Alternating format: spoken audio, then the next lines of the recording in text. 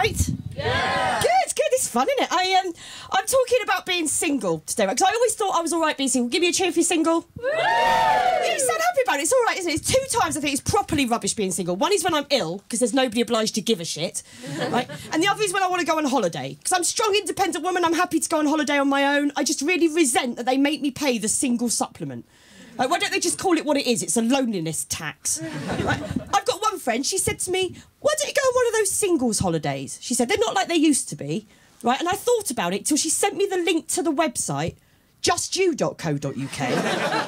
Yeah, fuck off. Yeah, might as well call it yourtimewillcome.com. Brilliant, isn't it? But I've been doing a lot of the old internet dating. Have we got any internet daters in? You liars, half of you are Alex, statistically. I love it, I love internet dating. It really appeals to my geeky side, all the algorithms that they use and choosing people by their different attributes. Basically, if you go on a date with me, I won't kiss and tell, but I will put my findings on a spreadsheet. I love it. I joined one recently, you might have seen it advertised on the telly, it's called Uniform Dating. Yeah? Or as it's known in North Korea, just dating. Now, I joined it not because I particularly fancy men in uniform, right? I just figured that with the way government cuts are going, pretty soon uniform dating is going to be the quickest way to get a policeman to my house in an emergency. I did go on a date with a police community support officer. Yeah, I know, mate. I saw your face when I said that. He turned up on the date in uniform, which I thought was a bit weird. Yeah. Then it turned out wasn't even his uniform. He'd borrowed it from a friend so he could join the website. Sorry, how low does your self-esteem have to be to pretend to be a policeman who is pretending to be a policeman? I really pick him, I do. I went out with one guy. We'd been on a few dates. It was going quite well, right? So I invited him round to my house for dinner.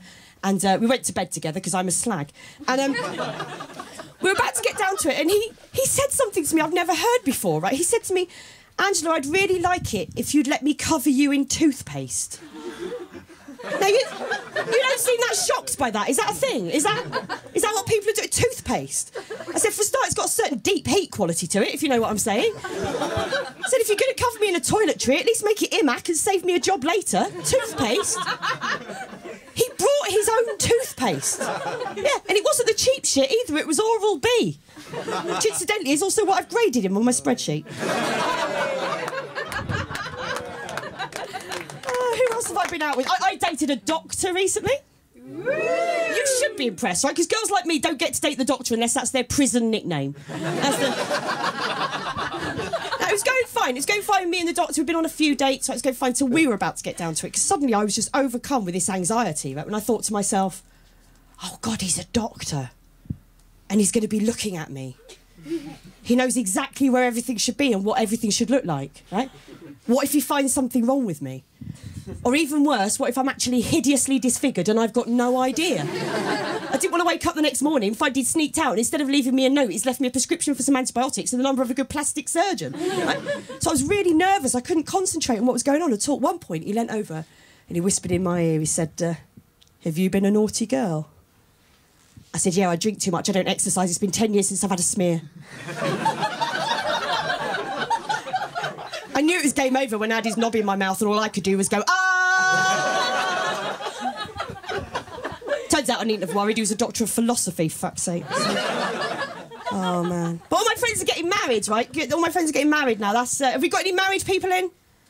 No, of course not. They'll be at home being tedious. That's what they do. I was talking to this newlywed couple that I know recently, right? She was giving it all the, you know, oh, Angela, it's the happiest day of my life. Happiest day of my life. And she said, you know what? She said, at the end of the day, after all the excitement of the wedding, we were so exhausted, we weren't even able to consummate the marriage. Right? Exactly. I said, hang on. I said, hang on.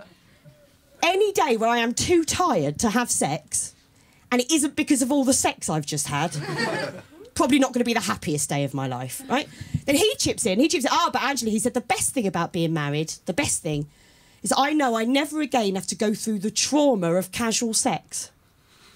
I said, well, you've been doing it wrong, mate. I don't know. He said, you know, having to sneak out of the house the next morning, do the walk of shame. I said, walk of shame, look at me. Right, I'm single, I'm in my 30s, I'm a comedian. If I manage to get myself laid, that is not a walk of shame, that is a parade of triumph.